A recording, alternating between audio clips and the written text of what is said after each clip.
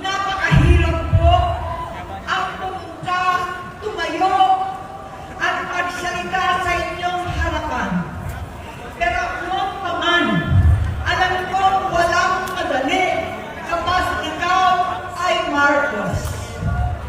Nanginginig ako at ang aking boses, hindi dahil ako'y natatakot sa inyo, kundi dahil nalulungkot po ako.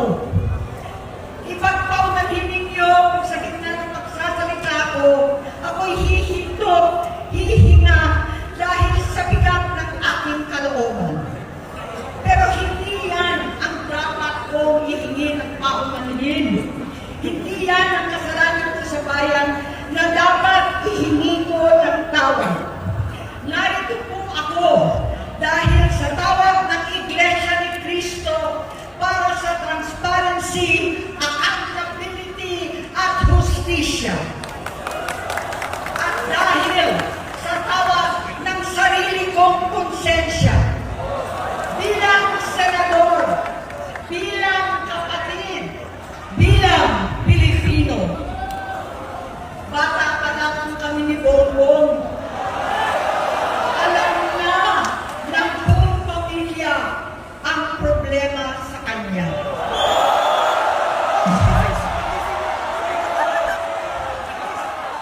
Totoo lang, mababasa naman ng lahat ang mga testimonya ng aking ama patungkol sa kanyang ugali at gawain.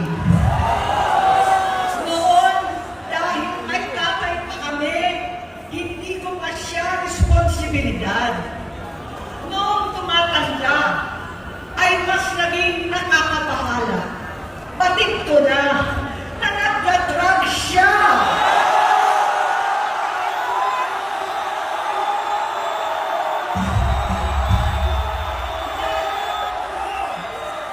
Pamilya, nalaman ng pamilya, seryoso ito. Minsan, kami ng Presidential Guard at Metro Gold pa ang naglilinis tuwing nagpa-party po sila. Nabuhay kaming magkakapatid sa ibang bansa. Kami-kami lang. Kinumbinsi ko pa si Bongbong. Pakasalan mo na si Lisa. Naisip ko noon, kapag nag-asawa siya, malalagay na sa tahimik at magkakaroon ng direksyon. Ang laki ng pagkakamali ko.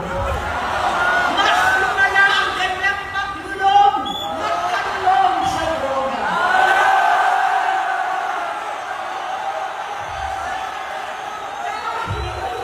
Parehas pa na silang mag-asawa.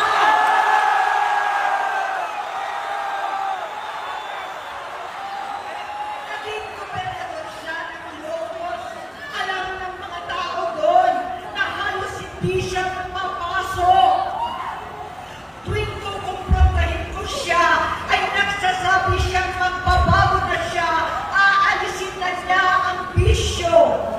Hanggang sa may nagsumbong na naman sa akin na sa pag-gising pa lang sa umaga, kasabay ng almusal, marijuana pala.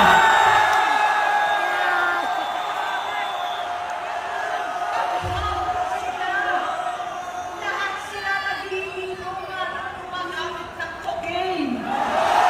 Kasama ng asawa at barkada. Tulad ng ama ko, kinastigo ko ang mga barkada niya. Ang nasirang si Bong Dasa, si Edwin Cruz, Inigo, Tony Boy, Sam Anton, alam po ninyo yan. Paano nagre-resign na sa takot ang mga pulis nila at staff dahil sa lumalalang bisyo.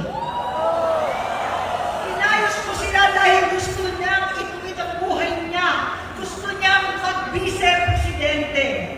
Hindi siya pinalad at lalo nagkaroon ng oras para sa bisyo. Simula noon, naging malabo sa amin ang lahat. Kaysa mag-away, bigla na lamang lumayo ang loob namin sa isa't isa. Noong 2016, kasabay ng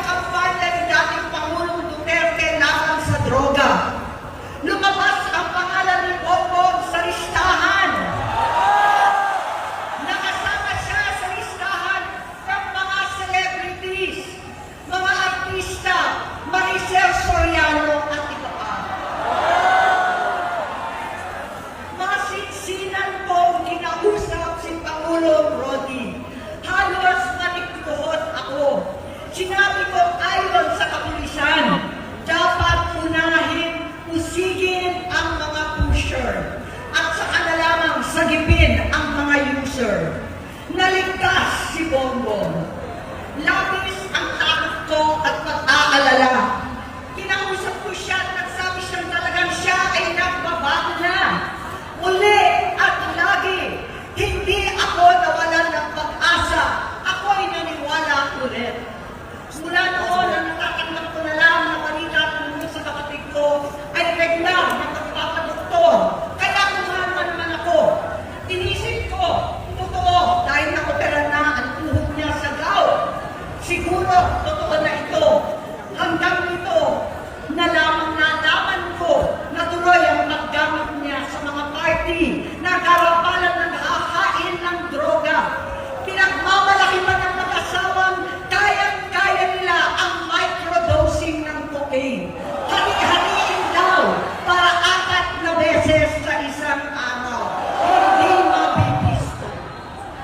Ang pagpapadoktor, pinalabas nila ng pag-stem cell. Nagpapalit ka ng dugo, nagpapa-blood transfusion. Kayang-kaya raw, hindi ko maintindihan ang pinagsasabi. Noong 2021, kahit papano, nakikita kami at nagkakausap. Sumamba siya sa akin talagang hinintunan niya. Naniwala ako kasi sabi niya, gusto niyang tumakbo. Ang sabi ko, tutulong ako sa abot ng aking makakaya. Ipinakilala ko si Bongbong kay Inday. Naging magkatandem sila. Pagkatapos noon ay bilang hindi na niya ako ulit kilala. Kahit si Inday, nagtataka, bigla ko na itsakwera. Kahit ganon, nangampanya pa ako para sa kanya, kahit si Inday na lang ang aking nakakausap. Hindi ko alam bakit ako naabang sa headquarters nila sa Mandaluyong. Hindi ko alam bakit walang nagre-report sa akin tungkol sa kampanya. Sa totoo lang, masakit mang aminin, nung dinidisqualify na siya, halos papaboran ko na sana dahil may nagsumbong sa akin mula sa kanyang campaign team na gumagamit na naman siya. Nung sinabihan ko, siya at mga taong nasa paligid niya, nagkaisa silang tuluyan akong alisin sa kampanya na ako naman ang bumuo. Sinabi nilang gusto ko na siya ay mag-disqualify para ako ang pumalit. Hindi totoo yun! Iniisip ko ang kalagayan ng aking kapatid at paano siya magsisilbi kung ganyan ang kalagayan niya. Pero pinaparating sa akin na hindi siya lulong at minsan na lamang tuwing nagpa-party. Hindi ko maipaliwanag bakit gusto ko maniwala at hindi mawalan ng pag-asa. Noong nanalo siya, naging pinakamalayo na kami sa isa't isa. Maliban sa opisyal at takbuhan at kapag pumupunta yung nanay namin, hindi ako sumama sa loob ng 3 taon dyan sa Malacanang. Dahil lantaran na doon ang inuman, ang paggamit nila ng cocaine at mga bawal na gamot. Hindi ba nila nakikita, naririnig, kakaiba na siya magsalita, hindi na maintindihan kung ano-ano na sinasabi at wala na sa sarili. Nagtatago sa kabaitan niya ang pang-aabuso niya sa droga. At nagbunga na ito ng mga nakakapinsalang maling desisyon. Hinayaan niyang kumilos ang mga nakalibot sa kanya. Yung mga umaastang presidente habang nilululong siya ng mga ito. Hindi na kami nagkausap. Sa harap ng publiko, pinipili ko magmukha kaming maayos. Pero wala na kaming koneksyon. Hindi ko hinihiling na maunawaan ninyo ako, lahat kayo. Sa palagay ko, ang makakaunawa lamang sa akin ay ang mga pamilya may pinagdaanan sa adiksyon, sa inom, sa sugal, sa alak, sa bisyo, higit sa lahat sa droga. Pag hindi ko siya nakakasama buong aking loob na ipasok sa institusyon, ipagamot, iparihab ko na yan. Pero tuwing maghaharap kami noon, hindi kaya ng aking kalooban na gawin yon. Tuwing magsasabi siya sa akin na magbabago na siya, hindi ko siya kayang tiisin. Hindi ko kayang ipagkait sa kanya magkakataon at pagbabakasakali, umaasa ako at laging nananalangin na sana, oo nga, nagbago na siya. Hanggang dumating ang 2024 at 2025, yung vision niya na ang dahilan ng pagbahak ng korupsyon, kawalang direksyon, at maling-maling mga desisyon. Walang accountability, wala na ang hustisya. Hindi na niya alam ang nangyayari. Hindi na pinapaalam sa kanya ang mga pangyayari. Sinamantala ng mga ito ang paggamit niya ng droga. Kinangkap na nila ang kaban ng bayan habang ang mga dating tumatawag sa amin ng magnanakaw ay nakakita ng pagkakataon sirain ang lahat. Nagagamit na nila si Bongbong para sirain si Inday. Itinutulak pa nila si Bongbong at ang bayan sa bangin para umastang kakapagligtas. Mula sa pagtraidor at pagpapahamak kay VP Inday, sa confidential funds na tutubusin ang galing naman sa opisina ng Pangulo, hanggang sa pagpadukot sa dating Pangulong Duterte para itago na lamang sa ibang bansa. Ang kabaitan ni Bongbong ay naging kalupitan. Karapalan ng pagkakit sa kanya ng mga nasa Congress, sa Senado, mga miyembro ng kabinete. Kitang-kita na ng taong bayan, wala nang puwang ang kahihiyan. Para bang nauulit ang bangukot ng kasaysayan dinanas namin noon. 68 years old po ang nanay ko nung pinatalsik sa pwesto. 68 years old na rin si Bongbong ngayon. November 17 din, noong 2021, nung nakumpinsi ko si Inday na magbise kay Bongbong. November 18 po, bukas, ang ikatlong araw natin. Siyam na taon na nakakaraan, saktong November 18 pa talaga, na pinatiling ni Pangulong Duterte ang tatay ko sa libingan ng mga bayani. Halo-halo na ang aking nararamdaman, pero alam kong ito ang dulo at hangganan ng aking pagtitiis at pananahimik. Hindi na tayo mananahimik! Dahil nalaman ko pati ang mga anak niya ay nagdodroga na. Pinasusuklaman ko pa ang pag-alok ng mag-inang si Sandro ng droga ang aking mga anak at iba pang mga kamag-anak. Yan ang hindi ko na mapapalampas. Sa loob ng halos 4 na dekada, wala akong ibang pinangarap kundi maipakita sa sambayanan na hindi kami masamang tao. Hindi masama ang pamilya Marcos. Gusto kong ibangon ang dangal ng aking ama.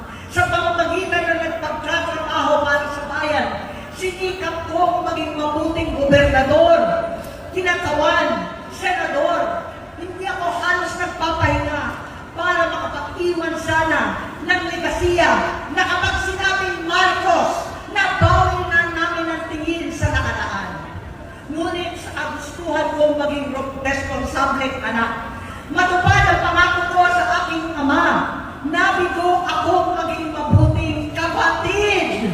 Naging mahina ako kay Bongbong sa kapulisan at sundalo, sa lahat ng mga leader at nakapagpatupad ng batas. Siya ang Pangulo natin ngayon.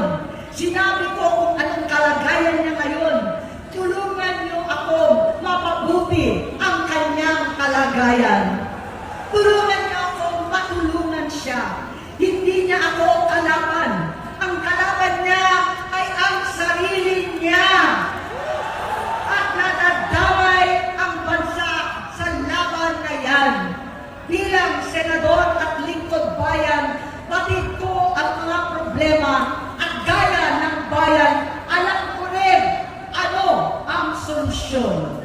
Sa pagkakawatak-watak, patuloy na pamumulitika, pagnanasa sa kapangyarihan ng mga talunan naman, kaguluhan sa Mindanao, alanganing giyera sa China at Estados Unidos, kawalang pananagutan sa flood control scam, kalapalang kahiman, panggigipit sa hindi kaalyado, pagkakanulo sa kapwa Pilipino, pagdakip sa dating Pangulong matanda may sakit upang ihagis lamang sa bansang dayuhan, pagsadsad ng piso, paglaganap ng gutom, paghihingalo ng ekonomiya, at pagsasawalang bahala sa taong bayan.